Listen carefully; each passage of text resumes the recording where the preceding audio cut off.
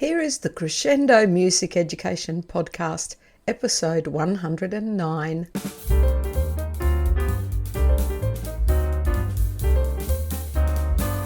This podcast is being recorded on the lands of the Turrbal people. I acknowledge them as the traditional owners of the land and pay my respects to elders past, present and emerging. They were the first music makers on this land.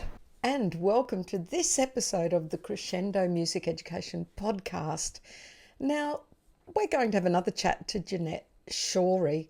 I'm sure that you really enjoyed the last episode. If not, go back and you can hear the introduction. We're going to talk about some specific books in this episode and how she uses them. We're going to talk about Frog in a Bog, School Dog, Cool Dog, all are welcome here, and Crash Bang Donkey. So sit back and enjoy listening to Jeanette and I have a chat about how she uses these specific books in her music classroom. And welcome to the Crescendo Music Education Podcast to Jeanette Shorey again. Hello, Jeanette. Hello there. How are you? I am looking forward to hearing about some of your favourite books. Now, if you missed the previous episode, go back and hear the introduction and all about Jeanette and what she does.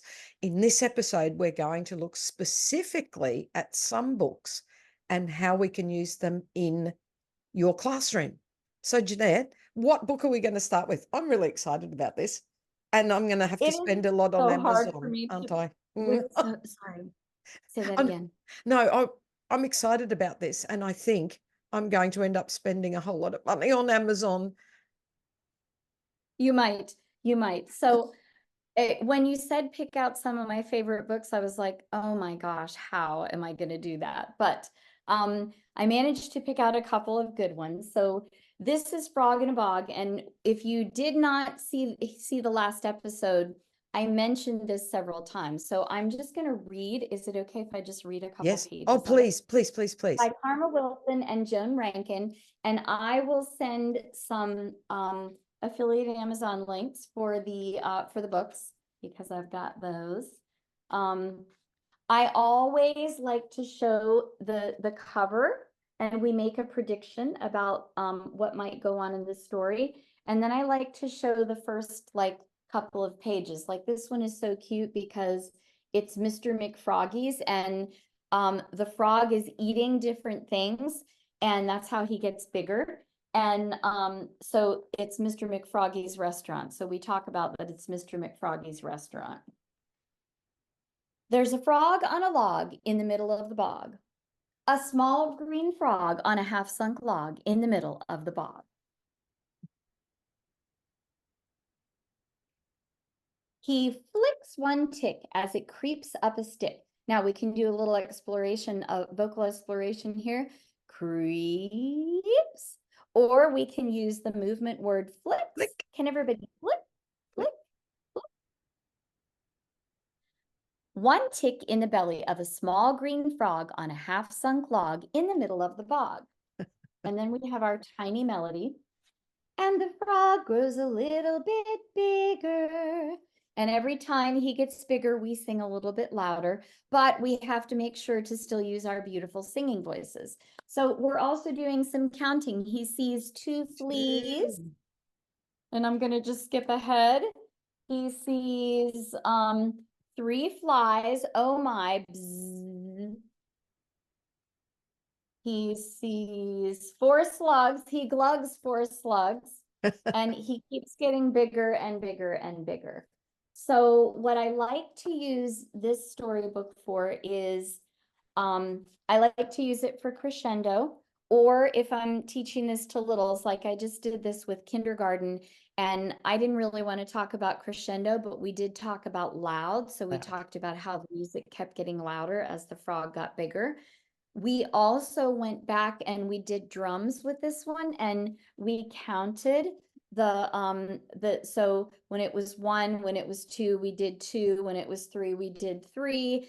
And we were able to talk about how to play the drums, because I've got the, big tubanos in my classroom, one of the classrooms I teach in. So we were able to talk about, how to create beautiful music, how to make the music sound louder by bouncing higher and lower, lower being softer and higher. So, you're getting a lot of instrument skills in there as well.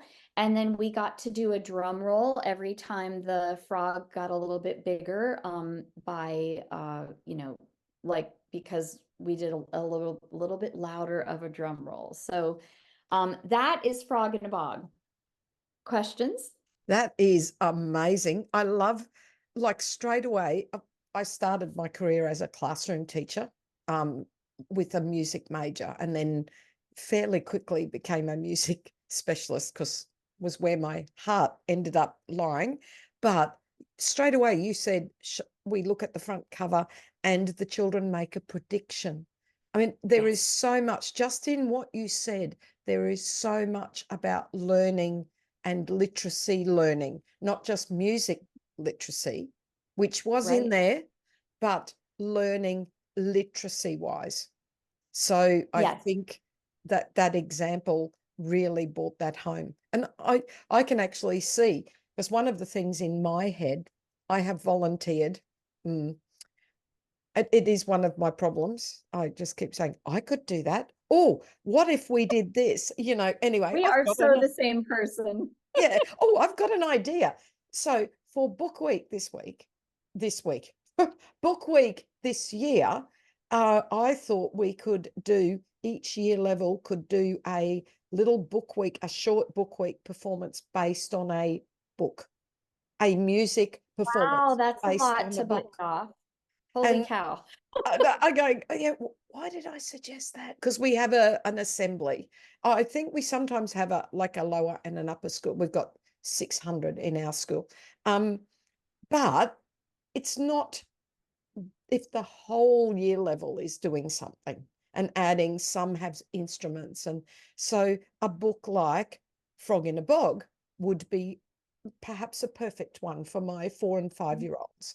And we can read the book, or I could read the book. They add the tone, color, they sing back so I think that was my very long-winded way of saying that that book could become a small performance. Absolutely. You could do a performance for literally any book. And, I really like, that's my favorite way to design a performance. Because again, you've already got the theme, you've already got the structure. It is such an easy way. So you can also, he flicks one tick, he creeps up a stick, he's on the half sunk log, he's buzzing through the flies are buzzing through the skies. So we also did movement on this. So I have this is actually in my my resource book, Stories That Sing, and included in there is a track that you can put the music on, and then you've got all the vocabulary words, and you show the vocabulary words, and you do the movement with them while they're listening to the music. So then you're also getting steady beat in there, and you're getting just, a listening to the music and different genres. I mean, there's so much you can do with it. So much. Oh, heavens. That sounds amazing. Even costume. I think you could just tell the kids, please wear something green. Yes. There you go. You got frogs. Yep. So make little headbands with froggy ears, yes, or not froggy ears, froggy froggy eyes. Yeah, yes, I was thinking that too. Oh, that's amazing. I love that. That sounds like a fabulous book to start with. Have you got another one to share with us? Oh my gosh, do I have another one? If you saw the amount of books I have in my house, it's like crazy. Okay, how many? How many? Hundreds.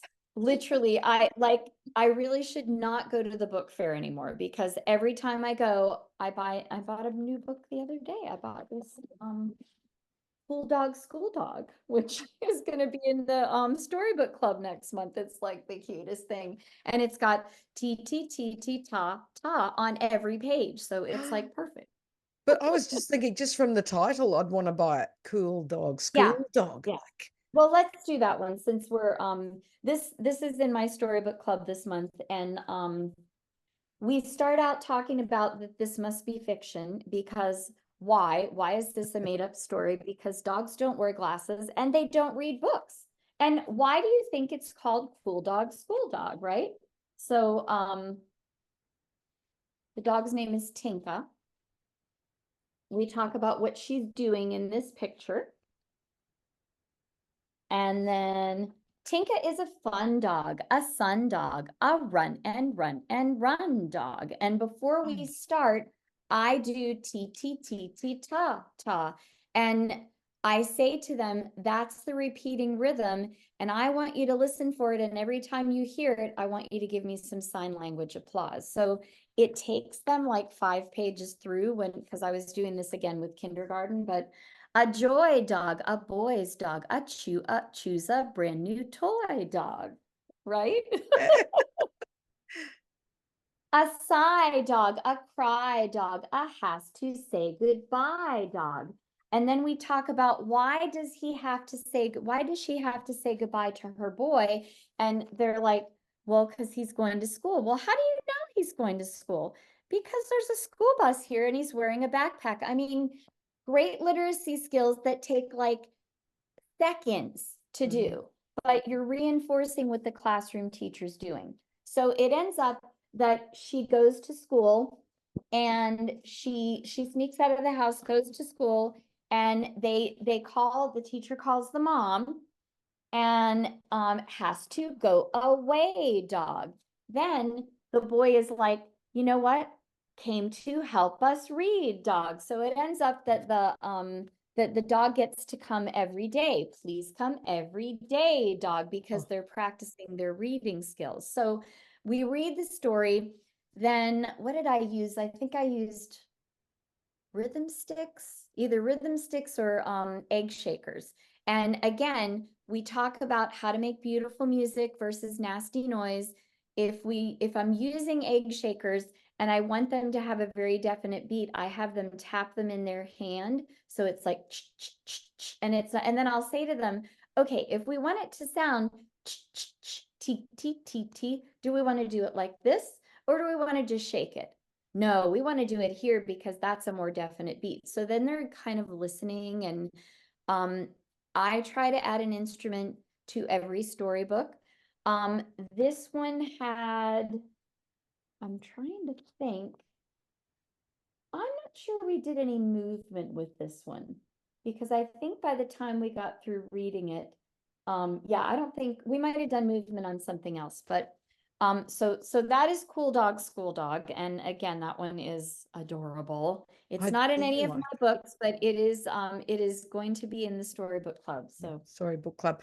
And I was join the thinking, Storybook Club to get that lesson. yeah, that sounds like it. Everyone, there's your call to action. Join the Storybook Club. Right? Join the Storybook Club. Yeah, and I was thinking slightly older kids, if so say they've got the pentatonic scale, because I'm a Kodai based teacher, and so I have my elements that I wish to practice, and we could get out our chime bars or our tuned any, Yes. barred percussion, and you could say, I want you to create a melody for the Yes. ti ti ti ti ta part.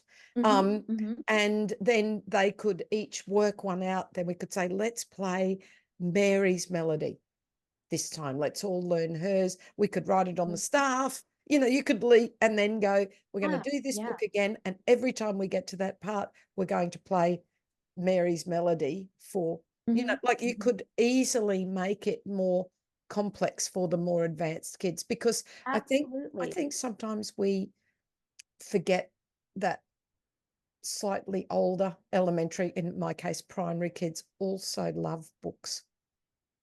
They do. And I'm really glad you brought that up because this is a story. So what I'll do is I will say to them, I understand that this book is way low for your reading level. I totally understand that, but we are going to do some very advanced things that my kindergartners and first graders would not be able to do that. I'm not going to make that speech in second or third grade, but in fifth grade, you could totally do this book. They will love it just as much as the kindergartens, the pre-Ks, because it's cute and it's fun and you're doing fun things with it. So yes. And if you've got that relationship with the children, this week just gone, we used my soft toys. I call them my galaxy of toys. They all came out. I used them with everyone right up. I have grade 6 right up. They were desperate to use the toys, and we used them as a springboard for some composition, improvisation and composition. They had to choose a toy and name the toy, work out their rhythm, and then play them. I've been teaching them for a long time. They were just nothing but excited to have and that's soft toys. Your first year at a new school, your fifth graders may not be on board with everything you're doing, and you kind of have to find your way. But man, those fourth graders that turn into fifth graders the following year, you can literally do anything with them, and they are fine. Yes. So I think as we're talking about fifth graders, oh yes, all are welcome. This one is in Stories That Sing 2, which is my new resource book that just came out. And I use this one with all grades. Like, there's so many things you can do with it. But this is, I'll just do a couple pages. Pencils sharpened in their case, bells are ringing, let's make haste. School's beginning, dreams to chase. All are welcome here. No matter how you start your day, what you wear when you play, or if you come from far away, all are welcome here. And it's a whole book about welcoming students from all different walks of life. And if you look at the way that the students are dressed, and there's a little boy in a wheelchair in this, and there's a little girl who has visual impairment, and this is my favorite page. Look at that. Oh, I mean, that is gorgeous. The message in this book is amazing. And then what I've done with it, you heard the all are welcome here comes in every page. So I put a tiny melody, that's why I call it a tiny melody. And then we did this a little more full melody that goes, no matter, let me see if I can do it. No matter where you're from, there's not a thing to fear. Our classroom's safe and sound. All are welcome here. And it's like a movement party. And during that part of it, there's an orchestration that goes with it. So they play the Orff instruments first. We learn the song, play the Orff instruments, and then we do the movement party with some people playing the Orff instruments and some people moving, and they walk to the steady beat and sing, and then they get together and we have high five wave, handshake, bow, and we talk about how people greet each other in different ways. And the first part, high five wave, handshake, bow, is the same, and then each class develops their own second phrase. So it might be like ciao, konnichiwa. So they may do, and I never say to them, what do you want to do? They may do sign language hi, or they may wave, or so they get to talk about different ways to greet people and different ways to make people feel welcome in the classroom. And then there's a whole non-pitch percussion area, because there's within the storybook there are some repeating patterns in here. Gather now, we all take part. So I made a lot of I took the phrases from the book and made some repeating patterns to give us some other things to do with the book. So at the time of recording this, and it won't be airing for a little while, but at the time of recording, we've had Harmony Day here, so 21st of March. So I can tell you, next year's Harmony Day, all are welcome here. So Harmony Day is all about acceptance and everyone belonging, no matter where you're from. Right. And who you are. So I am thinking 2025 at my school, we will be doing All Are Welcome here.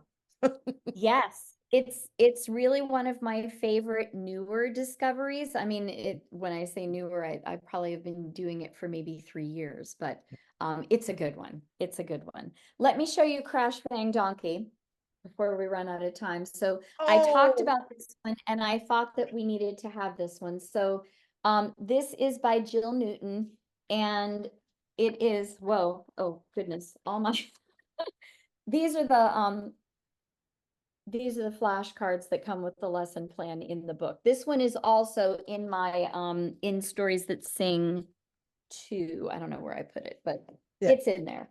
And then we've got loud, and we have soft, and then forte and piano. So you can do this one with any grade level. Sorry, I'm dropping things. So I'm not going to read this whole thing because it's kind of a long one, but Farmer Gruff was a very happy man. There was just one thing wrong. Day and night, the crows munched and crunched on the corn in the cornfield, and day and night, Farmer Gruff had to chase them away.